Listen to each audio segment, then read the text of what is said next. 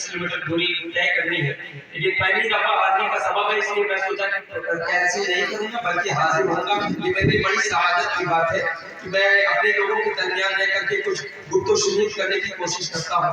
जो कि तुझे पाक ने मैं नाते पाक के 2 से 3 शेर आपके समातों के हवाले पहुंचाऊं, उसके बाद 5-10 मिनट की गुफ्तगू आपके दरमियान करूं। आप हजरात झुक के तुझे पाक ने अल्लाहुम्मा सल्ली अला सय्यिदना शफीना हबीबना मौलाना मुहम्मद व बारिक वसल्लम सल्लल्लाहु अलैहि वसल्लम अलैहि सय्यिदी या रसूलल्लाह सय्यिदी या अल्लाह सल्लल्लाहु तआला अलैहि वसल्लम। कहने मचले सुभान अल्लाह। मौत के भंवर से या नबी बच के बाल बाल आ गया। मौत के भंवर से या नबी बच के बाल बाल आ गया। मौत के भंवर से या नबी बच के बाल बाल आ गया। बच के बाल बाल आ गया। देर हो गई कि उस घड़ी आपका ख्याल आ गया। देर हो गई कि उस घड़ी आपका ख्याल आ गया। मौत के भंवर से या नबी बच के बाल बाल आ गया। तो कब मंजर फरमाए। बहुत शुक्रिया। कहने लगे सुभान अल्लाह। 2 सवाल खत्म जब हुए कहे उठा दीवाना झूम कर। कब्र में जब तीसरा सवाल हुआ तो कितना खुश होगा एक आशिक रसूल खुदा फरमाए। 2 सवाल खत्म जब हुए झूम उठा दीवाना कब्र में। 2 सवाल खत्म जब हुए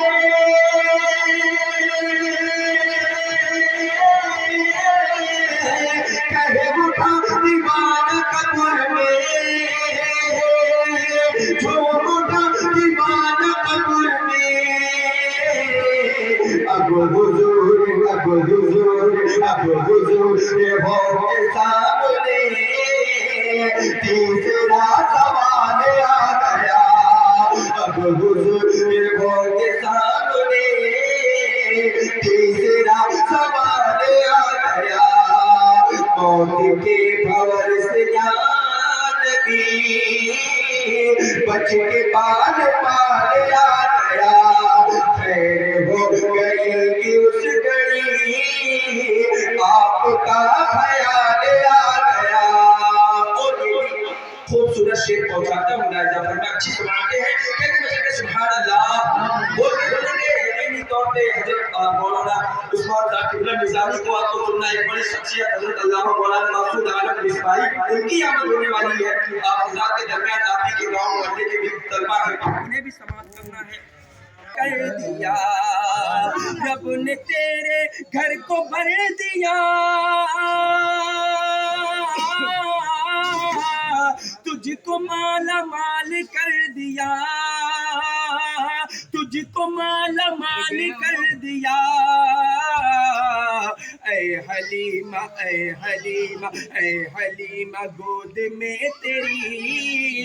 ऐ हलीमा गोद में तेरी आमिना का लाल आ गया। हलीमा गोद में तेरी आमिना का लाल आ गया। मौत के भंवर से या नबी बच के बाल बाल आ गया। और ये भी करबला का नक्शा मुलाहिजा फरमाए। मौला अली की जो तलवार थी उस तलवार का नाम जुल्फ़िकार था। और जब सैयदना इमाम हुसैन करबला में जब सरापा उस जुल्फ़िकार को लेकर के हाजिर हुए तब वो मंजर कैसा था मुलाहिजा फरमाए। कहते मतलब कि सुभान अल्लाह। कहते मतलब कि या हुसैन जुल्फ़िकार हैदरी चली। ذوالفقار حیدری چلی یوں لگا کہ آ گئے علی ذوالفقار حیدری چلی یوں لگا کہ آ گئے علی ذوالفقار حیدری چلی یوں لگا کہ آ گئے علی یوں لگا کہ آ گئے علی جب یزیدیوں کے سامنے جب یزیدیوں کے سامنے فاطمہ کا لال آ گیا جب یزیدیوں کے سامنے فاطمہ کا لال آ گیا بے شعور کائنات میں صاحب کمال آ گیا اور حضرت بلال کی خوبصورتی ملاحظہ فرمائے تھا غرور جن کو حسن پر آ نہیں رہے ہیں وہ نظر تھا غرور جن کو حسن پر آ نہیں رہے ہیں وہ نظر تھا غرور جن کو حسن پر آ نہیں رہے ہیں وہ نظر آ نہیں رہے ہیں وہ نظر تھا غرور جن کو حسن پر آ نہیں رہے ہیں وہ نظر حسن عشق مصطفیٰ لیے حسن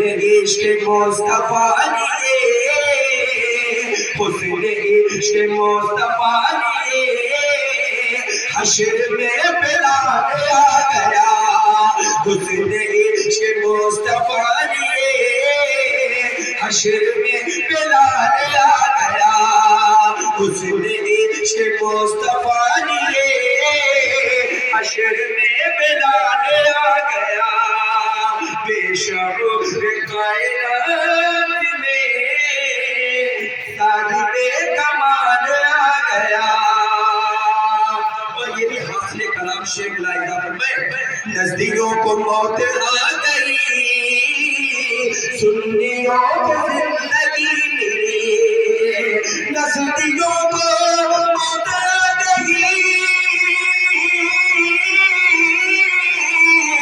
سنیوں کو زندگی ملی سنیوں کو زندگی ملی جب رضا کی بات چھڑ گئی جب رضا کی بات چھڑ گئی عشق میں اچھال آ گیا جب رضا کی بات چھڑ گئی عشق میں اچھال آ گیا بے شعور کائنات میں صاحب کمال آ گیا موت کی خبر سے یا نبی بچ کے بال آ گیا خیر ہو گئی کہ اس گھڑی آپ کا خیال آ گیا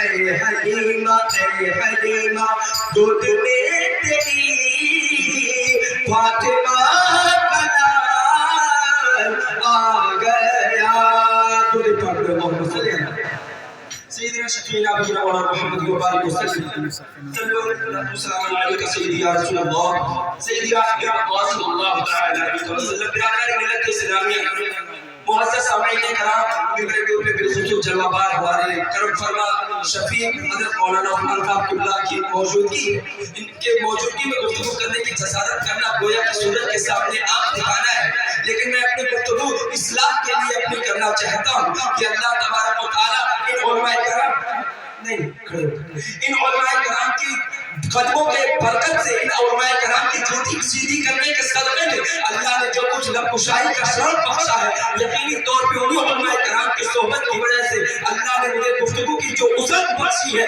انشاءاللہ الرحمن یہی علماء کرام میری اصلاح کرتے ہوئے نظر آتے ہیں لہذا برادران ملت اسلامیہ معزز سامعین کرام، شاعر کہتا ہے ہر ابتدا سے پہلے ہر انتہا کے بعد ذات نبی بلند ہے ذات خدا کے بعد، دنیا میں احترام کے قابل ہیں جتنے لوگ، میں سب کو مانتا ہوں مگر مصطفیٰ کے بعد، میں سب کو مانتا ہوں مگر مصطفیٰ کے بعد۔ میں نے خطبہ مسنونہ کے بعد قرآن مقدس کی سورہ نساء کی ایک آیت کریمہ کی جز کا تلاوت کا شرف حاصل کیا۔ میں نے مکمل آیت کریمہ نہیں پڑھی بلکہ اس آیت کریمہ کے ایک حصے کی تلاوت کا شرف حاصل کیا، جس کا ریلیشن، جس کا تعلق آج کے اس تقریب سے ہے۔ اللہ کا فضل ہے، اللہ نے عالی جناب مرحوم خیر اللہ صاحب کے شہزادے کو پورا بننے کا ایک شرف بخشا ہے۔ اللہ تبارک و تعالیٰ نے سورہ نساء میں کس طریقے سے خلاصے کیے ہیں۔ ایک عورت اپنی زندگی کو سمجھنا چاہے، ایک عورت یہ دیکھنا چاہے کہ اللہ تبارک و تعالیٰ نے میرے لیے کیا کیا فرامین دیے ہیں، اللہ تبارک و تعالیٰ نے عورتوں کی ہدایت کے لیے کیا کیا کہا ہے، تو وہ چاہے تو سورہ نساء کا مطلب یہ عورت ہوئی ہوتا ہے۔ اللہ وہ چاہے تو سورہ نساء کی مطالعہ کرے، اس کی تلاوت کرے اور ترجمے کو پڑھے تو اس کی زندگی کے بہت سارے اسباب اس میں آپ نظر آئیں گے۔ میں نے قرآن پاک کی سورہ نساء کی اسی آیت کریمہ کی تلاوت کا شرف حاصل کیا۔ اللہ تبارک و تعالیٰ قرآن مقدس کے اندر ارشاد فرماتا ہے فَانكِحُوا مَا طَابَ لَكُم مِّنَ النِّسَاءِ، نکاح کرو ان عورتوں سے جو تمہیں پسند ہو۔ اللہ تبارک و تعالیٰ نے قرآن کریم کے اندر ارشاد فرمایا کہ جس سے تم نکاح کرنا چاہتے ہو وہ لڑکی جب تمہیں پسند ہو، وہ خاتون جب تمہیں پسند ہو تبھی تم ان سے نکاح کرو۔ اللہ نے اس آیت کریمہ کے آگے بھی ارشاد فرمایا مکمل آیت کریمہ میں، اب میں جس کا ٹرانسلیشن ترجمہ عنوان آپ کو بتانے کی کوشش کر رہا ہوں۔ اللہ نے فرمایا نکاح کرو ان عورتوں سے جو تمہیں پسند ہو، پھر اللہ نے اس کے آگے ارشاد فرمایا تم چاہو تو دو سے کر سکتے ہو، تین سے کر سکتے ہو، چار سے کر سکتے ہو، لیکن اگر تم میں سے کوئی کسی کو یہ لگے کہ وہ اپنی بیویوں کے ساتھ انصاف نہیں کر سکتا ہے تو صرف ایک بیوی سے نکاح کرے۔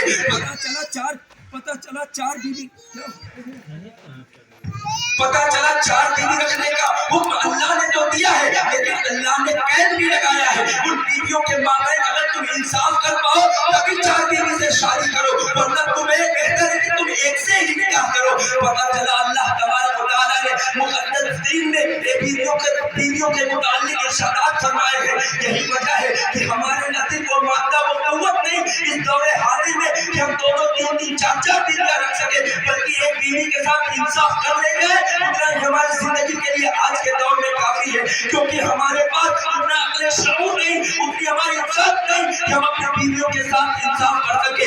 آج پیغمبر پاک صلی اللہ تعالیٰ علیہ وسلم کی زندگی دیکھیں گے، نبی پاک صلی اللہ تعالیٰ علیہ وسلم نے تقریباً 11 نکاح ہو گیا، لیکن وہ اپنے ازواج مطہرات کے مابین اس کو الفت رکھا کرتے تھے، تمام تر بیویوں کے مابین انصاف کیا کرتے تھے۔ گویا کہ انصاف کے تقاضے کی بنیاد پہ حکم ہے ایک سے زیادہ شادی کرنے کے لیے۔ برادران ملت اسلامیہ، اللہ نے قرآن میں فرما دیا نکاح کرو ان عورتوں سے جو تمہیں پسند ہو۔ اللہ نے پسند کے بارے میں خلاصہ کر دیا قرآن کے اندر، لیکن آپ کو دیکھنا ہوگا کہ پسند کس لیول کی ہونی چاہیے۔ ہم کسی خاتون کو پسند کریں تو کس طریقے کی خاتون ہونا چاہیے، کس طریقے سے کی لڑکی ہونی چاہیے۔ برادران ملت اسلامیہ، اس خاتون کو پسند کرنے کے لیے آپ کو کسی دنیا کی کتاب کو پڑھنے کی ضرورت نہیں، آپ کو کسی بہت بڑے ماہر کی کتاب کو پڑھنے کی ضرورت نہیں کہ وہ بتائے کہ تم اپنے لیے دلہن کی تلاش کرو تو کس طریقے کی دلہن کو تلاش کرو، بلکہ آپ کو اپنی بیوی کا انتخاب کرنا ہے۔ کسی دنیا دار کے پاس جانے کی ضرورت نہیں، بلکہ آپ کو اپنے احمد مختار کے پاس جانے کی ضرورت ہے جن کا کلمہ ہم پڑھتے ہیں۔ نبی کریم صلی اللہ تعالیٰ علیہ وسلم نے اللہ کے مقدس قرآن کے اس آیت کریمہ کی خلاصے کو اپنے حدیث پاک میں کس طریقے سے نبی کریم صلی اللہ تعالیٰ علیہ وسلم نے فرمایا۔ میرے نبی نے فرمایا تم میں سے جب کوئی مرد کسی خاتون سے نکاح کرنا چاہے تو اس خاتون کے اندر چار چیزیں دیکھ کر کے، چار چیزیں پسند کر کے اس سے نکاح کرے۔ اللہ نے فرمایا نکاح کرو ان عورتوں سے جو تمہیں پسند ہو۔ تو عورت کو پسند کرنے کا معیار کیا ہوگا، کس لیول کی عورت کو پسند کرنا ہے. میرے نبی نے فرمایا کسی عورت کو نکاح کے لیے پسند کرنا چاہو تو 4 چیزوں کو دیکھو. وہ 4 چیزیں کیا ہے؟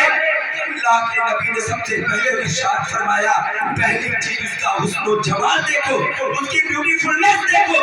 دوسری چیز اس کا مالی حالت دیکھو، یعنی اس کی فائنینشیل کنڈیشن، مالی اعتبار سے وہ کس لیول پہ اسٹیبل ہے وہ دیکھو. تیسری چیز نبی کریم صلی اللہ علیہ وسلم نے ارشاد فرمایا اس کا حسب و نسب دیکھو، یعنی وہ کس لیول پہ ہے، کس خاندان سے، یہ دیکھو.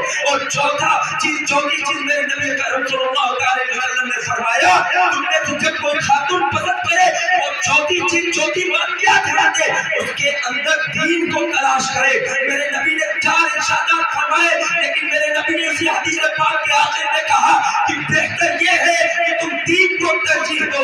یقینی طور پہ اگر آپ دیکھیں گے میرے نبی نے کیوں فرمایا کہ ان 4 چیزوں میں تم دین کو ترجیح دینا، حسن کو ترجیح مت دینا، مال کو ترجیح مت دینا، حسب و نسب کو ترجیح مت دینا. کیونکہ حسن کی ایک لمیٹیشن ہے، حسن کا ایک کرائٹیریا ہے، حسن کا خاتمہ ہونا طے ہے.